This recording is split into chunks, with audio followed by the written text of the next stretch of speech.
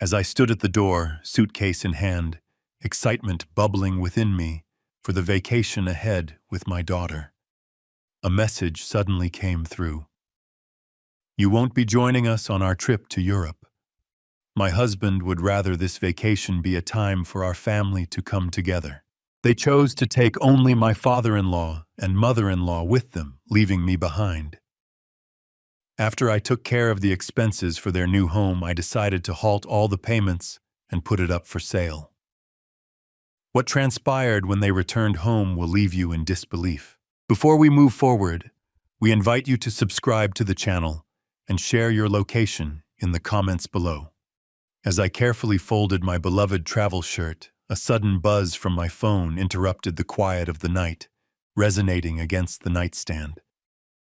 The blue cotton caressed my fingertips as I gently pressed out the creases, envisioning myself in it, at that charming bistro Lindsay discovered close to the Louvre. My suitcase sprawled open on the bed, a silent invitation half filled with thoughtfully selected outfits for our journey across Europe.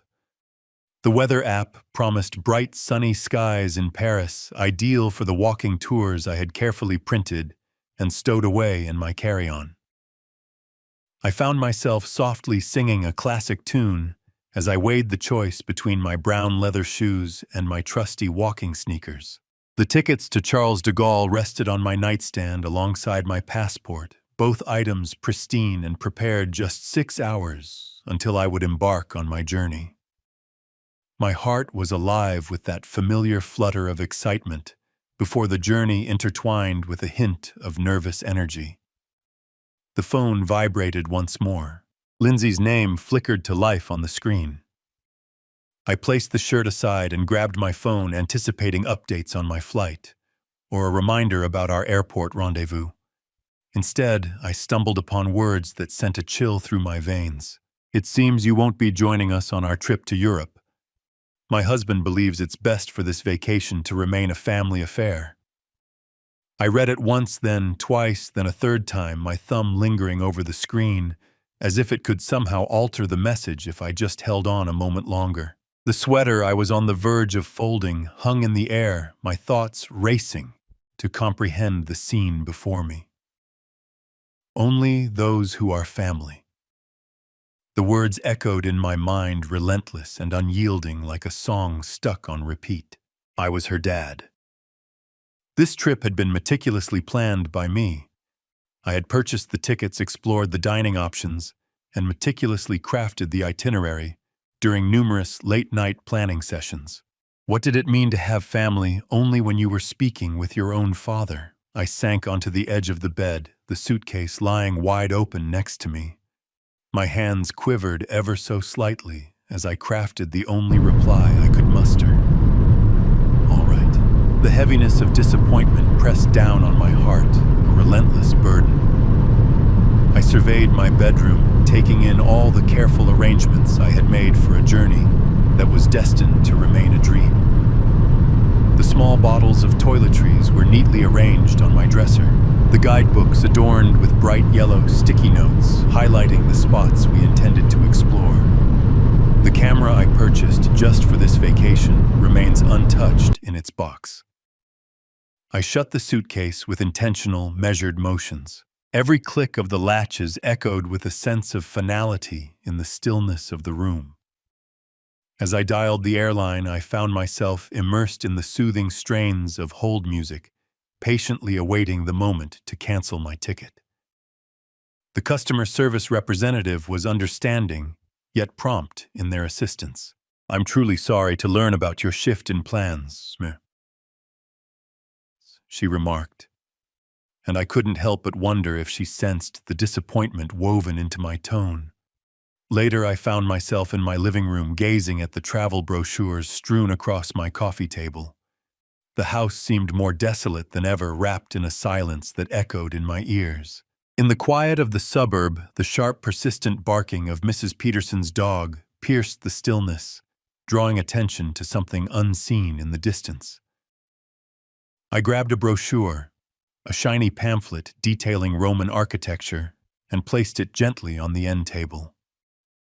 The gesture seemed insignificant, Yet it was the only thing I could muster in that moment of realization that I had been intentionally, thoughtfully abandoned. The evening settled in, bringing with it the same hushed void that had lingered in my home throughout the day. I drifted through the hours a mere shadow of myself, abandoning my dinner dishes in the sink, rather than washing them right away, as was my usual habit. The suitcase crammed and waiting by my bedroom door lingered as a poignant symbol of dreams that would remain unfulfilled. The soft hum of the television filled the living room, an evening news program playing in the background, though my attention was elsewhere. I found myself repeatedly glancing at my phone, aimlessly scrolling through empty feeds, a restless energy causing my fingers to dance over the screen. Perhaps scrolling through Facebook could offer a temporary escape from the emptiness I feel inside. I skimmed through Mrs. Johnson's cat pictures, the recipe exchanges from my book club, and the political rants I had no interest in engaging with. The soft blue light of the screen wrapped around me like a warm embrace, providing solace as the shadows deepened in my living room. Then I spotted them, Todd's parents, positioned in front of the Eiffel Tower, both beaming at the camera with that contented expression of travelers who had discovered the ideal moment for a photograph. The caption read, "The start of an unforgettable family getaway." The timestamp indicated it had been posted 2 hours prior. My thumb hovered paralyzed above the screen.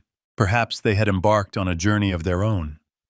Perhaps this was a vintage image they chose to unveil. My heart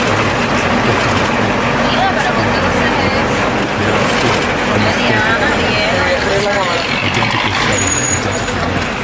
Yet this image, making the most of it, right? charming Parisian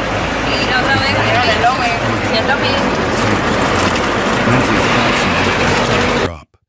So grateful for family time in the city of light. I counted the faces in the photo with trembling fingers. 1, 2, 3, 4. The word family burned in my mind like a brand. I set the phone down on the coffee table, its screen still glowing with their happy faces. I stood up and paced to the kitchen window, looking out at my neighbor's house where warm lights spilled from the windows. Families together for the evening. The betrayal hit me in waves, each one stronger than the last. I picked up the phone again, hoping I'd misunderstood, somehow hoping the photos would tell a different story. But they were still there, timestamps still fresh, their smiles still bright and carefree. The 4 of them together in the city I'd dreamed of visiting, spending the vacation I'd planned using the itinerary I'd researched. I walked back to the kitchen window and saw my own reflection staring back at me, ghostly and hollow-eyed. Behind my reflection, the phone screen showed their group photo, their happiness overlaid with my solitary image in the glass. The contrast was stark and painful, a visual reminder of exactly where I stood in their definition of family. I'd barely slept, tossing and turning, while images of their vacation photos played behind my closed eyelids. Morning came with gray light filtering through my bedroom curtains, and I knew I needed answers. I couldn't let this stand without understanding why. My coffee mug shook slightly in my hands as I sat at the kitchen table rehearsing what I would say to Lindsay. The time difference meant it was afternoon in Paris, perfect for a call. I took a deep breath and dialed her number, listening to the expensive-sounding international ringtone. 3 rings, 4 rings, then her voice bright and cheerful. "Hi, Dad." I could hear background noise. Todd's voice street sounds the bustling atmosphere of a European city. I need to understand something, I said without preamble. "What's that?" She sounded distracted, probably looking at some monument or shop window. "I saw the photos on Facebook. Todd's parents are there with you." There was a pause, a long one. Then her voice changed, becoming defensive. "Dad, we can explain. You said it was family only. What am I, then?" Her tone shifted colder now. "Look, Todd said you can be overwhelming. He didn't want his vacation ruined." The word overwhelming hit me like a physical blow. Ruined I planned this trip. I don't expect us to take care of them constantly. Constantly. The word hung in the air between us like an accusation. I supported you both when... That was your choice, she interrupted. We never asked for a guilt trip. I could hear Todd laughing in the background about something else entirely. His voice carefree and oblivious to our conversation. The sound made my jaw clench. Honestly, Dad, Lindsay continued, her voice hardening with each word. Todd was right. You felt heavy in my hand. I understand. Good. We'll talk when we get back. Understood. I hung up without saying goodbye. I set the phone down with deliberate care, the word needy echoing in my mind like a curse. I walked to my office, drawn by some instinct I couldn't name. The walls were covered with family photos. Me teaching Lindsay to ride a bike, her graduation from college, her wedding day, where I'd walked her down the aisle with tears of pride in my eyes. My hands slowly clenched into fists as I stared at these images of a relationship I'd apparently misunderstood completely. In one photo, I was holding baby Lindsay, both of us smiling at the camera. My reflection in the glass showed an older man, harder now, with something cold growing behind his eyes. I reached out and straightened the photo frame with careful, precise movements. The small action felt significant somehow, like I was adjusting more than just a crooked picture. I remained in my office after the call, surrounded by the evidence of what I'd thought was love but was apparently just usefulness. Each photo on the wall told a story I was only now beginning to understand properly. The wedding photo where I walked Lindsay down the aisle. I'd paid $30,000 for that day, every detail perfect, because I wanted her to be happy. The college graduation picture. I'd covered her student loans when Todd couldn't find work after his own graduation. The house hunting photos scattered across my desk. I'd co-signed their mortgage when the banks wouldn't approve them on their own. Christmas photos showed expensive gifts under trees I'd bought. Birthdays where my presents were opened last, almost as an afterthought. Each memory added weight to my chest, a growing pressure that made it hard to breathe. I opened my desk drawer and pulled out bank statements and receipts I'd kept from habit.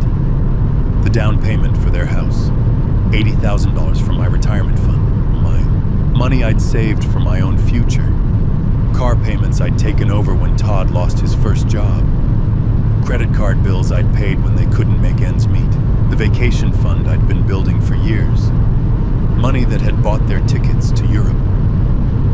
But it wasn't just the money. I remembered canceled plans, sacrifices I'd made that went deeper than dollars. The fishing trip with old friends I'd canceled because Lindsay needed babysitting. The woman from my book club who'd asked me to dinner. I'd said no because Lindsay needed help moving. My own travel dreams postponed again and again while I supported theirs. Sunday dinners where Todd barely acknowledged my presence. Holiday gatherings where I felt like an outsider in conversations. The subtle ways he'd made me feel unwelcome in their lives while simultaneously accepting my financial support. The pattern was so clear now, I couldn't believe I'd missed it. My hands shook as I stacked the photos face down, unable to look at them anymore. The word needy played on repeat in my mind like a broken record. Suddenly, with startling clarity, I understood the difference between being loved and being useful. They'd never asked me to join their lives. They'd asked me to fund them. I stood up so fast my chair rolled backward and hit the wall. In the mirror above my desk, I saw someone who'd been taken advantage of for years. Someone who'd confused generosity with love and received manipulation in return. The reflection showed a man who'd been patient and giving and trusting, and had been repaid with betrayal and dismissal. I opened my laptop and stared at my bank account dashboard, the cursor hovering over the authorized users section, where both Lindsay and Todd had access to my accounts.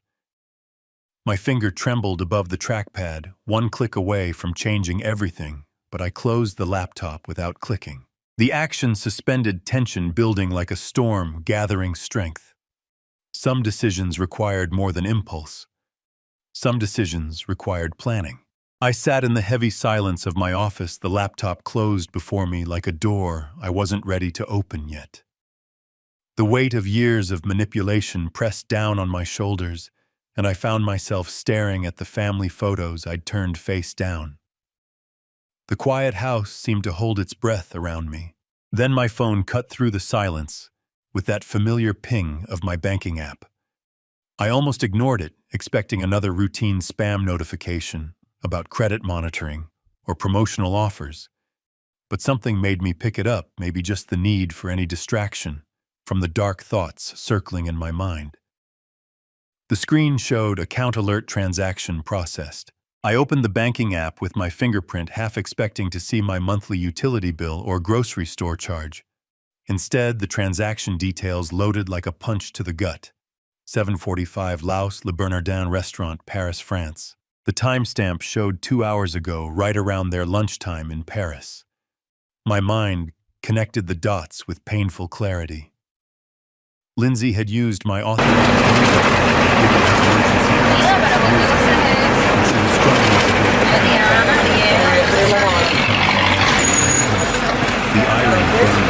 chest. They'd excluded me from the most notification, but were using my name to pay fancy Parisian meals.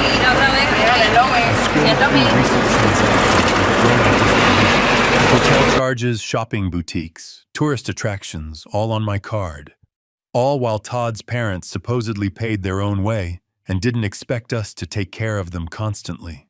I stood up, pacing around my office with the phone clutched in my hand. Every family photo on the wall looked different now, like evidence in a case I was finally beginning to understand. The phrase, "This is my chance," formed in my mind, clear and certain. I opened the card management section of the app, navigating to authorized users. Lindsay's name sat there in black digital letters representing years of financial access I'd granted out of love and received manipulation in return. Another notification pinged on my screen. 85 Bonheur des Heures at Boutique Chic, Paris. She was shopping while I sat alone in my house processing their betrayal. That decided it for me. My finger hovered over the remove user button for just a moment. Years of being the supportive father warred with the growing certainty that support and exploitation were different things. The confirmation screen appeared. "Are you sure? This action cannot be undone." I selected yes, remove immediately. The screen confirmed. Authorized user access revoked. I felt my first taste of real control in years, a sensation both foreign and satisfying. I set the phone down on my desk with deliberate care, looking at my reflection in the dark computer screen. For the first time in days, a small smile crossed my face. I walked to my kitchen to make coffee, my movements more purposeful than they'd been since receiving that first devastating text. The coffee maker gurgled to life, and through my window, I could hear my neighbor's lawnmower starting up, ordinary life continuing, while my quiet revolution began. The next morning found me at my kitchen table, actually enjoying my coffee for the first time in days. The morning paper lay spread before me, and I was reading about local high school graduations when my phone rang with aggressive persistence. The international number was one I recognized, and I checked the time. 9 a.m. here, which meant 4 p.m. in Paris. I let it ring twice before answering, no longer eager to please or worried about missing their call. "Good morning to you too, Lindsay," I said, hearing her sharp intake of breath on the other end. "Dad, what did you do to the card?" Her voice was immediately demanding. "No pleasantries or concern for how I was doing. I removed your access to my account. Don't give me that. I tried to pay for lunch and it was declined in front of Todd's parents." The shrillness in her voice could have cut glass. The waiter had to come back 3 times. It was humiliating. "That must have been embarrassing," I replied, taking another sip of my coffee. "Embarrassing. It was mortifying. You can't do that. I need that card. For what I thought you didn't need me taking care of you constantly. That's completely different." Her voice was getting higher with each word. Is it? There was a pause, and I could hear muffled conversation in the background before she came back with venom in her voice. You fix this right now, or there will be consequences. What kind of consequences? Todd and I have been talking. When we get back, we're looking into care facilities. My coffee cup paused halfway to my lips. Care facilities. You're getting older, Dad. You obviously can't handle your finances responsibly. The cruelty in her tone was breathtaking. We'll sell your house to pay for it. You don't need all that space anyway. I heard Todd's voice in the background. Tell him it's for his own good. Todd says it's for your own good. I sat in long silence processing these threats. They wanted to institutionalize me and sell my home because I'd stopped funding their vacation spending. The audacity was staggering. Dad, are you listening? Restore my card access.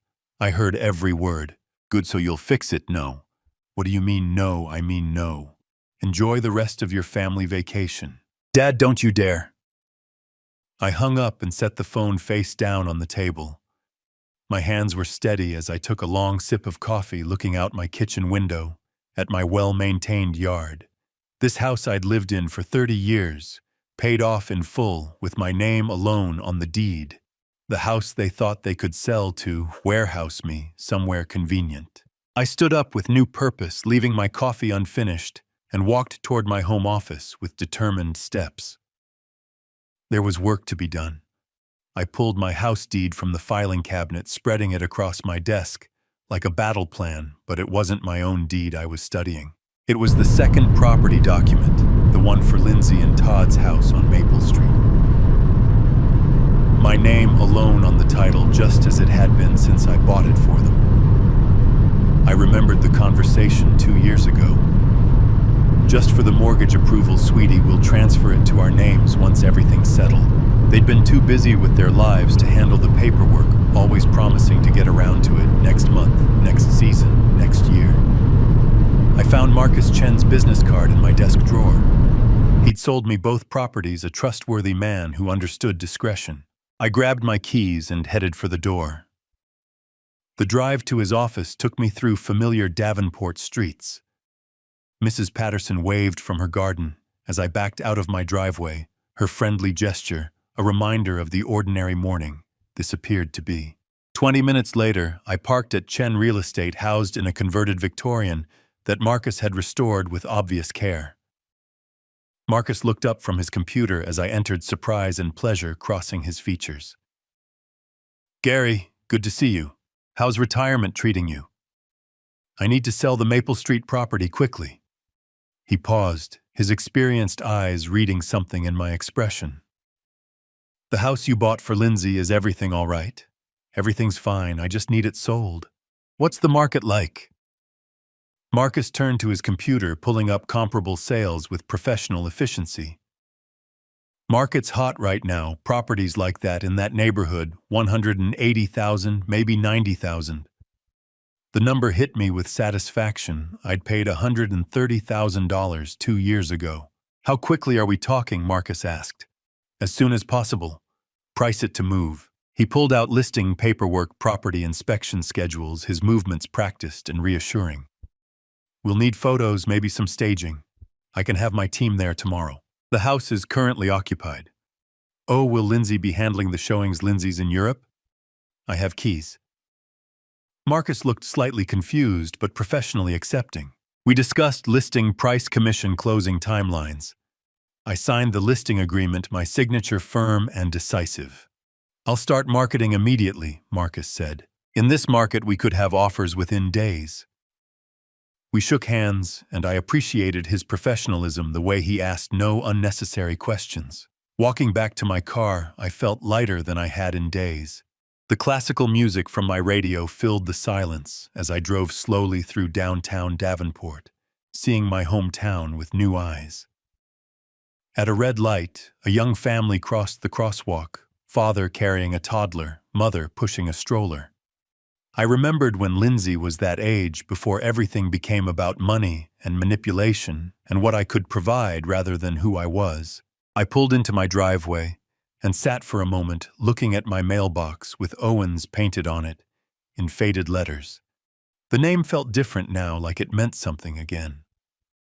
I walked up my front steps, keys jingling in my hand, a sound that promised more changes were coming. Inside my house, I opened my laptop to find an email notification from the real estate listing service. Property listed successfully appeared on the screen, and I felt a surge of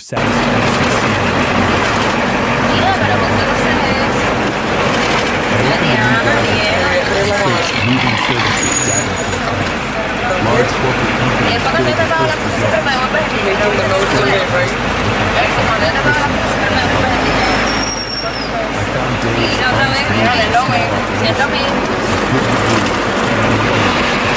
15 years.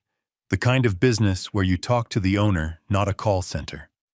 I dialed the number, hoping for exactly that. Dave's moving. This is Dave. The voice was deep, straightforward, no corporate script. I need help moving some belongings tomorrow. It's a time-sensitive situation. What kind of timeline are we talking about tomorrow morning, if possible? It's a full house worth of items. Where are we moving from? And to, Dave asked. I gave him Lindsay's address, explaining that everything needed to go to storage. Storage unit lined up, he asked, and I realized I needed to arrange that too. I can recommend secure storage on Brady Street, Dave continued. Work with them all the time. Want their number, and within minutes, I had Janet from Secure Storage on a 3-way call discussing logistics. For a full house, you'll want at least a 10x20 unit, Dave advised.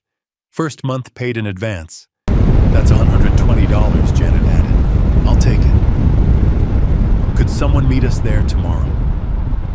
Back on the phone with Dave, we finalized the details. My truck and 2 guys, we can start at 8 a.m. What's the address again? I provided Lindsay's Maple Street address, adding the residents are out of town. I prefer to have everything done before they return. Understood. Family situation. Dave's tone suggested he'd navigated these waters before. Something like that. Been there myself. We'll be efficient and respectful. After ending the calls and paying for storage online, I made myself dinner with an appetite I hadn't felt in days. I set my alarm for 6:30 a.m. earlier than my usual retirement schedule, and laid out work clothes, my old jeans and boots from my contracting days, before I'd become someone who funded other people's dreams instead of pursuing his own. I sat in my living room watching the evening news with different attention. The weather forecast promised clear skies perfect for moving. Everything was falling into place with a precision that felt both satisfying and inevitable. That night, I double-checked that my phone was charging, setting it on my nightstand next to a glass of water. In the bathroom mirror, brushing my teeth, I saw someone I barely recognized. Someone ready for action. Someone who'd stopped waiting for permission to take control of his own life. I arrived at the Maple Street property at 7:45 a.m., 15 minutes early, as was my habit. The familiar house looked different to me now, not my daughter's home, but simply a property that needed to be cleared. Dave's moving truck was already parked outside, engine running, exhaust visible in the crisp morning air. Dave emerged from his cab as I pulled up, a sturdy man in his 50s, with the practical demeanor of someone who'd handled countless family situations without judgment. His 2 crew members, younger guys in matching company shirts, were already unloading equipment with efficient movements. Mr. Owens, Dave extended a work-roughened hand, ready to get started. I unlocked the front door with my spare key, the house silent and empty in a way that felt appropriate. We walked through room by room, Dave assessing furniture and personal items with a professional eye. This is going to take about 3 hours, maybe 4, with the heavy pieces, he said, making notes on his clipboard. I pointed out what belonged to Lindsay and Todd, which was everything. The expensive sectional sofa I'd bought them last Christmas, Todd's elaborate home office, set up with gaming equipment, Lindsay's extensive wardrobe that filled 2 walk-in closets. The crew started with boxes from the bedrooms, wrapping and labeling with systematic care. I insisted on helping, despite Dave's protests about liability. I'm not that old, I told him, earning a grin from one of the younger workers. Soon I was carrying boxes labeled Lindsay's books and Todd's sports equipment, feeling a strange satisfaction at seeing their possessions being packed away so methodically. In their bedroom closet, I found photo albums from their wedding. Flipping through, I noticed I was conspicuously absent from most pictures. Todd's family prominent in every shot, while I appeared in maybe 3 photos, always at the edges. I closed the album and handed it to Dave's crew. Room by room, we cleared out expensive items I'd forgotten I'd bought them. Designer handbags, electronics, the leather dining set I'd purchased for their first anniversary. My back started to ache, but I pushed through, driven by a purpose I hadn't felt in years. In what would have been a future nursery, I found baby furniture they'd optimistically assembled for grandchildren that never came. For a moment, doubt crept in. Was I being too harsh? Then I found Todd's credit card statements showing luxury purchases, while they claimed poverty to me, and the doubt evaporated completely. "You okay, Mr. Owens?" Dave asked, noticing my pause. "Just memories. Keep going." By 11:30 a.m., we finished our final walkthrough of the empty house. Rooms echoed differently now, afternoon sunlight streaming through bare windows onto vacant floors. I locked up and pocketed the keys, following the moving truck, to secure storage where I watched their belongings disappear into Unit 47B. I paid Dave in cash, adding a generous tip. "Hope everything works out for you, Mr. Owens," he said with genuine warmth. Driving home alone, I saw my phone light up with a Facebook notification. I pulled into my garage, the device still buzzing in the cup holder, like an insistent reminder that my quiet morning was about to become much more complicated. Inside my house, I finally checked the buzzing phone to find multiple Facebook notifications. Lindsay had posted angry status updates. Some people have no respect for family privacy. The comments showed friends asking what happened with Lindsay playing the victim to perfection. I closed Facebook without responding and called Marcus Chen back. "Gary. Great news." Marcus's voice was excited. "We have a serious buyer. Cash offer. Already young couple just relocated here for work. They love the neighborhood." He paused for effect. "Offer amount is $185,000, higher than we expected." The number hit me with satisfaction. "When do they want to close?" "That's the thing, they want to close immediately. They could move in this weekend if possible." I checked my calendar. Today was Thursday. This weekend, they're in a corporate apartment month to month. Very motivated buyers. Marcus's enthusiasm was infectious. "Can you handle expedited closing? I can have paperwork ready by tomorrow." Make it happen. Friday morning found me at the title company office signing papers with methodical precision. I met the buyers, Michael and Sarah Thompson, early 30s, the kind of hopeful young couple that reminded me of Lindsay and Todd, before cynicism took hold. "We love what you've done with the landscaping," Sarah said during our final walkthrough of the empty house. I didn't mention it wasn't my landscaping. "It's perfect," Michael said, accepting the keys. "We can move in tomorrow morning." The bank transfer confirmation appeared on my phone. $185,000 minus realtor fees equaled $175,000 profit. I'd turned my gesture of paternal love into a solid business win. Saturday morning, I decided to drive by the property one last time. I arrived to see a U-Haul truck in the driveway, Michael and Sarah directing movers with infectious energy. A baby crib was being carried inside, young family, starting fresh, in a house that had seen too much disappointment. I parked across the street, watching Sarah plant flowers in the front garden, while Michael assembled a swing set in the backyard. My phone rang with an international number, and I answered just as a taxi pulled up to the house. Perfect timing. Lindsay stepped out first, exhausted from travel, but immediately alert as she surveyed the scene. Todd paid the driver, his face shifting from confusion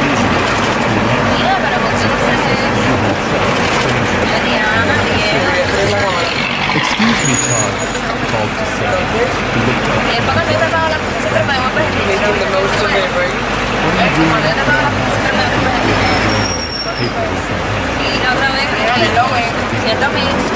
I got out of my car and walked calmly toward the scene, pulling an envelope from my jacket pocket. Lindsay spotted me, her face shifting from confusion to understanding to pure fury in the span of 3 seconds.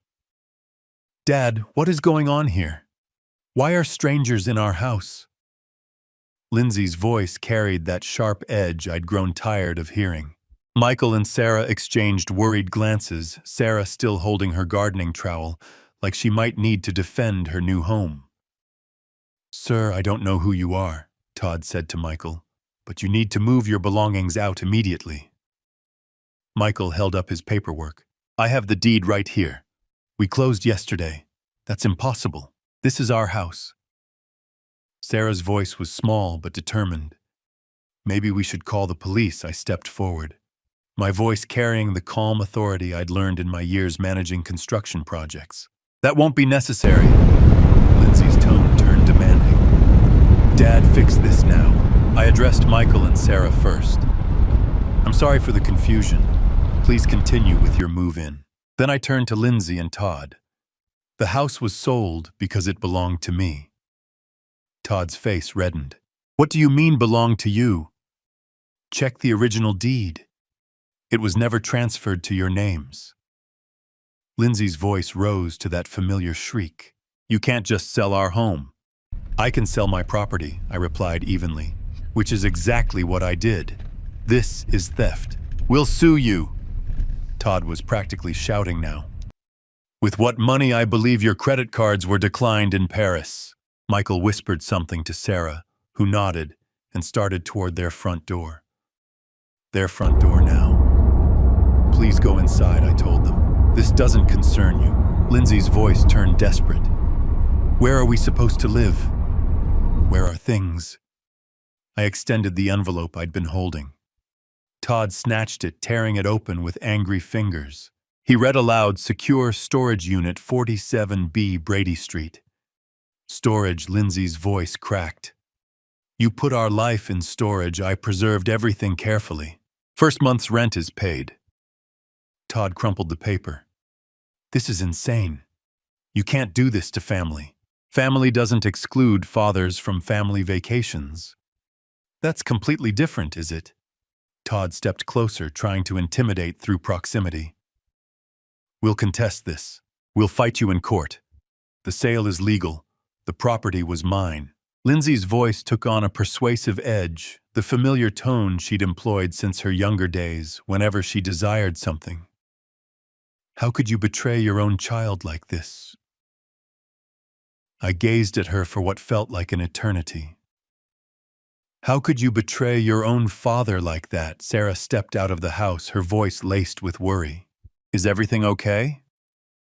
"Everything is perfectly all right," I reassured her. "Wishing you all the best in your beautiful new space." Lindsay and Todd lingered on the sidewalk, their European luggage clutched tightly, resembling travelers who had unwittingly stumbled into a world that wasn't their own. I strolled back to my car, each step deliberate, my sturdy work boots firmly connecting with the pavement beneath me. "This isn't over!" Todd shouted behind me. I settled into my car, the engine humming to life as the classical music gracefully picked up right where it had paused. Absolutely it is. 3 months had passed when I found myself absorbed in the morning paper, the sudden chime of the doorbell breaking my concentration. A process server approached me delivering the legal documents pertaining to Lindsay and Todd's lawsuit. I signed for them with a sense of inevitability. By afternoon, I found myself poring over the court's decision in the comfort of my kitchen. The case has been dismissed. The owner of the property possessed the lawful authority to sell his own asset.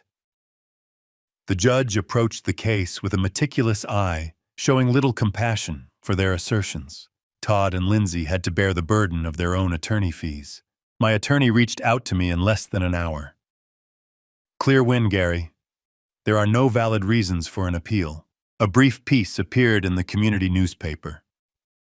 The long-standing family property dispute has finally reached a resolution. I organized all the documents in my fresh folder titled Legal Victory and continued with my day. The whispers in town had been swirling for months. While sitting in the coffee shop, I caught snippets of various conversations around me. I have always perceived that son-in-law as somewhat privileged. People remarked that Gary Owens dedicated himself tirelessly throughout his entire life. He truly deserved more than what he received. Whispers of disapproval floated through the air. Families must remain united. But I had come to understand how to let the judgments of others slide away from me effortlessly. Encountering Marcus Chen at the hardware store, he inquired, "How are you managing with everything?" Exceeded my expectations. That afternoon, I found myself at the pet store I had spotted months earlier. Max, a lovable 3-year-old golden retriever, found himself in search of a new family as his current one prepared for an overseas move. He has spent time with a family as great with people and enjoys car rides as the owner shared. I knelt down, and Max came right over his tail, wagging, as if he had been eagerly anticipating my arrival. The bond was immediate. Max appeared to grasp my solitude while I acknowledged his yearning for a companion who would remain by his side. An hour later, Max was in the passenger seat of my car, his head out the window, as we both ventured towards an unknown future. On that initial night, he rested beside my bed. For the first time in what felt like ages, we both experienced a sense of togetherness that had been missing. With Max curled up at my feet, I immersed myself in the world of travel trailers online. Top RVs for senior travel inspired me to explore themes of liberation and exploration. At RV dealerships, the salespeople were enthusiastic and ready to assist. I took a 25-foot Airstream for a spin, and it felt just right for me and my dog, who had already made himself comfortable in the passenger seat before we even finalized the paperwork. I combined the trade-in value of my second car with my savings to buy it outright. Max instantly fell in love with the RV lifestyle. We carefully mapped out our journey. National parks, quaint little towns, destinations I had longed to explore but had set aside due to family commitments. The morning we departed from Davenport, my home was ready for a long absence. I had set up a mail hold and requested my neighbors to keep an eye on the property. As I loaded the trailer, I carefully packed the camping gear, Max's supplies, and a single photo album filled with memories of Lindsay's childhood, a time before the disappointment altered our paths forever. Max felt the thrill of adventure approaching, his enthusiasm contagious, as I turned the key in the ignition and ensured the trailer was securely attached. We made our way through Davenport one final time, passing by the once familiar spots that seemed to have shrunk in size. As I strolled past Maple Street, I caught sight of Michael and Sarah's little ones joyfully playing in the yard. The home was finally brimming with the happiness it was destined to embrace. The road sign announced Colorado 500 miles ahead. Max leaned out the window, my grip firm on the steering wheel, and in that moment, we both felt a sense of liberation. That evening, we paused at a breathtaking overlook in Colorado. I unfolded a camping chair as the sun dipped behind the mountains, casting the sky in hues of orange and purple that I had never paused to appreciate before. Max nestled next to me, radiating a sense of peace and unwavering loyalty. With no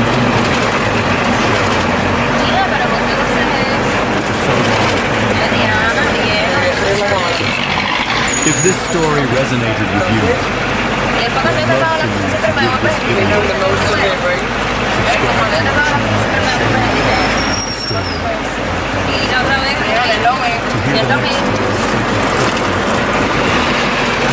Thank you for being here with us.